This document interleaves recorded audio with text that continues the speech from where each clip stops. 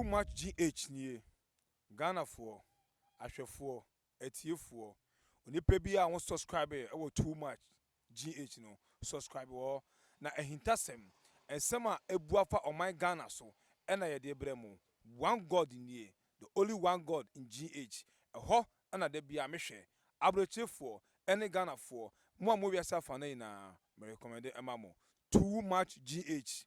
Too much GH and when you go so no me di edna na ama owusa ohu mi say filler time filler ba ehun be yan say wo so wo beti bi eno nti ena magimi dwa e wo ha ta me be pipe ensemu achocho ensemu ede acho na akwese from some weeks now near a man more music industry no ongoing fed wo muntem jano the rana the record just say emu ye share no say a sister fear ede WMT ebetu dwa mo bia respond say ye ready gay wakope asem aba ampa so asem opeba no asem kese e wo man Ghana mu ma Frida Rhymes so be replying with KMT so on come out cry for there on come out no about that ben high life now ye then and out me ra rap mu na we emotional singer asem si nem fa ho a then na do ho jim bi na Frida dey come out for there by on say beef no after I just say a man of more industry say reverend no metimi the advertiser mo nti oh yet was eno baroni ye ni mebi asem yi kofa no ye ni mebi ofi ye ono so be room gidigidi oh wa brem ban be kasan ye nti ono so the rap goddess aba obekele Frida Rhymes akele sister Fiania album na eno baroni edi rap goddess betu dwan na ye expect say okay they say one benya kukudro our kill beat no wa kill beat na say umesenya kukudo aba back aba responding you say Frida Rhymes there answer there ade na titi na nisu bi say na this neighbor man wa titi na nisu nto pe bi 89 but sister Fia was shot no ka say do so ka say asha say na nye this song no oye enye this track na motivational song women empowerment song bi na oye but who say na ye beef no take grounds and go for benefit wo hu no and the man no ekenya no ho ka say da bi say on sambra back or no e no shase nti say won kenya eja nantimi enflow and o ma no so wo rad dem ye ne classes ebuti words together and oba out e dey UGN eba you got nerves e dey betu dwa na eno na enwum no enseme wo mutum say say ade wa forget sister Debbie mu when the shame mu ekiapim polo na nteto mama cheda ni industry ni mu ono mu beef no wa forget o mu ni atonche say akwa rap issue enu nti rap goddess no rap for no mu ni ne competing no focus wo mo so enu tutun say most of the punchlines na ewo UGN mu na ekoma eno baroni na we eno baroni so betu just say ono hu ni say sister Fia no we small girl akola kra won kra de ka rap kra won ka hu bi woni sa line mu bi bibi na nkoyi amana na tese ni su chinchin na wodi abe rap mu nto enu hu kwan krampo se wonu eno baroni wo ba bonte abe reply sister Fia because onye ne battle mate na Frida Rhymes krampo no ko be obe address no na so obe ka na ho asem but Frida Rhymes so ohun ni se oyakola ketekete kra onu ye mada no na Frida Rhymes se daughter obi na baby no beto se wo bu na obeka se na mama utumo di se akwa keto na odu obufo na egu ni so nti ohun mienu no nka wagya wo masem e de momo nka ye tete ho na ye eno baroni wo sabe posti e wo na Instagram page se si ade wo no ka se won reply sister Fia won ka sister Fia ho asem won reply onye this song bia to counter sister Fia enu nti obi andre no oh ade chin ya eno baroni asade abetu ja se sister Fia entren no enhwe de nim se as at 5 p.m. Friday evening obema no reply oh as agro 5 p.m. crane yen ko here eno baroni I releasing new day song argument done and you see na argument ben who soon reply okay I feel savage obe reply as argument done obe cancel beef na tese jai argument done there any Stefan kwa and oje punchlines wo bobo sister Fia bobo na ni so ni asa de ko bo medical kra ohun ni say na down for tailechi extra rap songs e de manu na all kasa this medical to say some punchlines na no shit medical wa rare the family life the life or born say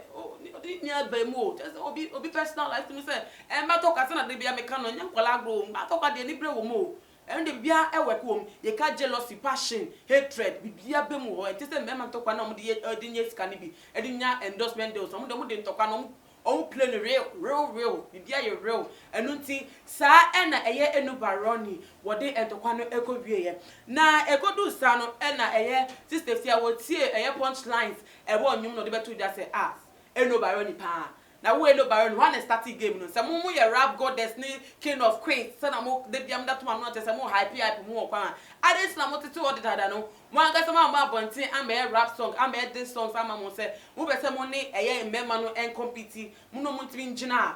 adenti na mo amoti on mo ntimi be rap this songs emma industry no nya no sister for am mbu ni say wo ye eye rap musician wa onu na say ko start beef na mo so so na say mo fa anya adwanti be de be focus on sister fia eye ni Instagram post on it to say I gave you free hype and you attacked medical you lost the beef for attacking him or say eye Enubaroni eye free hype and other man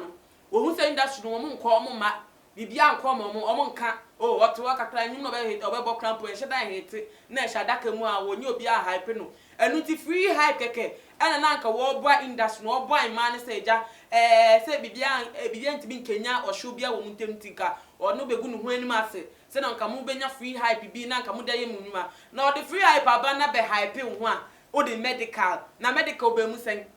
onu no wonu sister fia ena wo ka asem acho wo address you physically enu wa ka asem eni tika wo ban ka point blank na wa ban nim o na so address no sheet for sheet boot for boot bi abi na wo ba ya wo the medical nkofo enfa omo nsem fa ho na wo do mo frafra no eno de say we hu si ye say wo attack medical nko an wantimi amba up front amba attack onu sister fa no e pa say beef no we lose the free hype no wantimi enya fa so bia e wo so eno ti eye sister fia na sema wodi etudwa enonom na argument dan no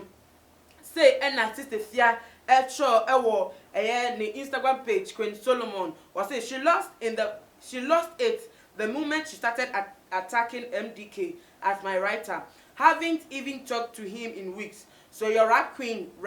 no, is this the best she can do? Total disappointment. It is that fear HSA. One they were totally disappointed. They need a woman Enubaroni.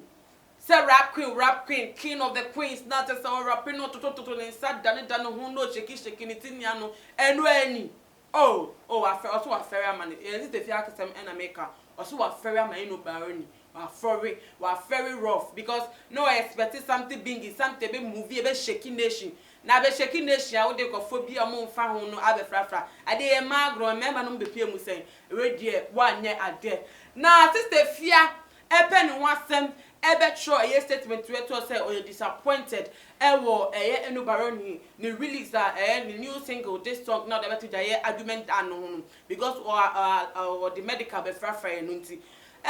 kofo Ghana phone say bibie ni a ye de anu ehwem be de anu tun ye de comment your observations the doing fine some dey be count say na asem ne be ya asem and Ghana for our reply na Ghana for reply no oh sister fia no say na wo per hype or the way to per hype and you won't forget na Ghana for our money hype na wo expecting Ghana for seriously pa no wo mo atoto e de abono hebi dia wo de abano ka de wo kenkan kra ye awerehom na we efi Derrick ono de na me de ehwa say commenter abeto mu efa sister fia na asema wodi etudwa afa new this songs of Enubaroni we efi Derrick say na mechanical no it be beef what did you expect abeg reply then make medical drop a verse the tweet no dey here a user replied ono so I reply or the beto aso no or the commenting sister fia ask what the beto say Enubaroni lose the game the rap beef game no we lose it because of medical didn't go now we so catch and say master beef be beef every beef there you be fear you born all sides you born one way what we can be because a beef and until beef and who be in your self person reply and yet tweet not be reply and then you filler yenting you filler you real this song double beat man and yenting also okay we are there then I am canning no tea and sabi man you tweet I say obey my message you penny live so rapping now rattle not to say swag ne can na beat boom say movement na make no and to way and my Derrick so e can say e be ya the sister fia person on battle e the Enubaroni aka e won the argument dan mu a one per medical number verse ewo ono so ne next this song obeye no on fan battle enobaro no honey be won say okay bibi so now ka so wotena say aye no messages are Ghana has say pan this line no emfa citizen Michael so edia wade about say you want to be like the Mberema, but you no get kapa. You these girls, or no so idea. What you about say? Be someone acted to say Mberema. Yet, no baroni. Sister feed the rhyme. Someone more rap beef. This year no. Be someone young who say Mberema, but someone shedding who needs because only my dear. The Mberema fan the light and don't fan heavyweight. Don't fan World Cup until woman to me any year. Emma no answering. Will be so dear what they abba and the Peter. I say. Me dear, I like beef. It's either you come back hard or you slip into your bed and sleep. In rap, you can punch anyone you think you need to punch, not necessarily punching you alone. At Eno Baroni, take one track, punch 2 record label, rolling on the floor laughing. And mother, go bed if you are also edia wode about say fa we so why disappointed now her na kwan enyesia mawa ene pempe bi ne koda because rap there beef bia ye beef ye ka rap beef ya beef there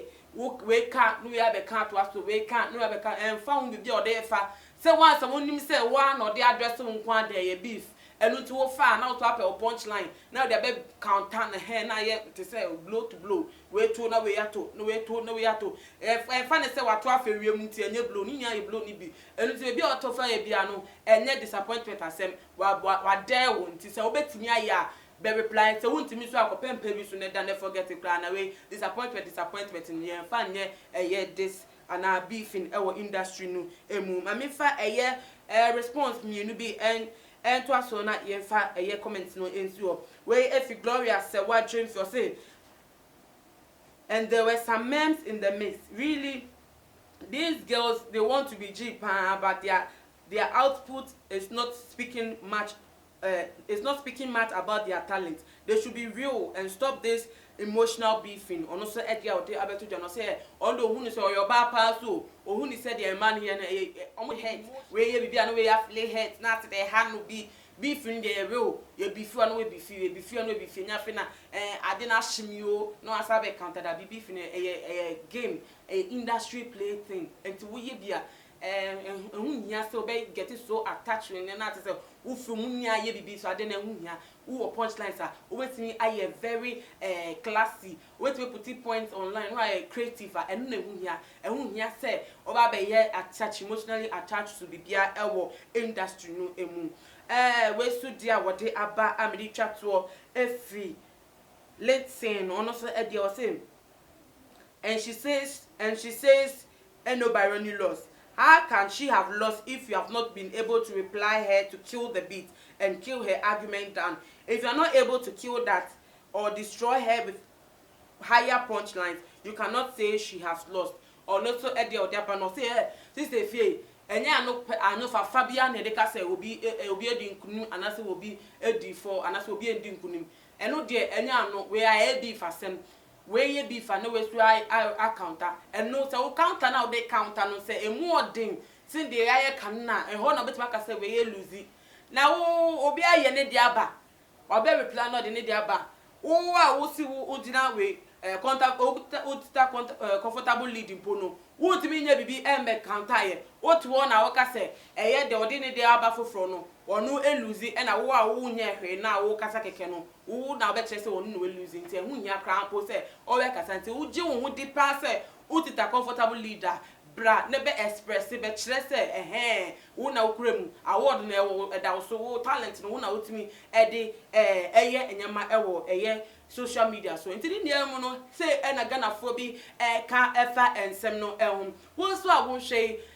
o she eno Baroni ni punchlines ni flow ni swagger what they upon nyom the this songs are release any sister fear to dia what they account na o hia one pa na e reading one pa na we lose we dey one na we judgment with me e dey unim and I said we hu afa mienu ni atodwa e what GH ye comment section e bia musu no e ma we say we share video we obetimi so afolo yen e wo Instagram at @timagh_. Midin edina na ama owusu a mo refi class of subscribe because every bia update be bia no ye de betu dwa hanti wa subscribe a obenya notification e wo phone so makra